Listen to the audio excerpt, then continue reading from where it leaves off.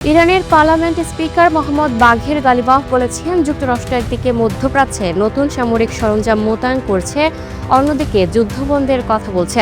আমরা এখন তাদের কৌশল বুঝে ফেলেছি। খবর আল জাজিরা।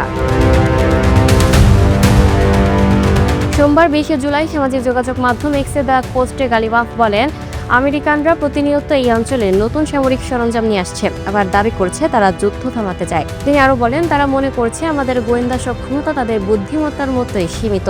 কিন্তু ইরান এখন আমেরিকার এই ধরনের কৌশল ও চাল পুরোপুরি বুঝে ফেলার পর্যায়ে পৌঁছে গেছে। গালিবাফের মতে শুধু কথায় নয়, বাস্তব কর্মকাণ্ডেই শান্তির প্রমাণ থাকতে হবে। দাবির সঙ্গে কাজের মিল থাকতে হবে, পরস্পর বিরোধী হওয়ার চলবে না। ইরান ও যুক্তরাষ্ট্রের মধ্যে সাম্প্রতিক সময়ে উত্তেজনা অব্যাহত রয়েছে। দুদেশের মধ্যে যুদ্ধবিরতি ও সমঝোতা নিয়ে আলোচনা হলেও উভয় পক্ষই একে অপরের বিরুদ্ধে চুক্তি লঙ্ঘনের অভিযোগ করে আসছে। এ পরিস্থিতিতে গালিবাফের মন্তব্যকে ওয়াশিংটনের প্রতি তেহরানের কঠোর বার্তা হিসেবে দেখা হচ্ছে।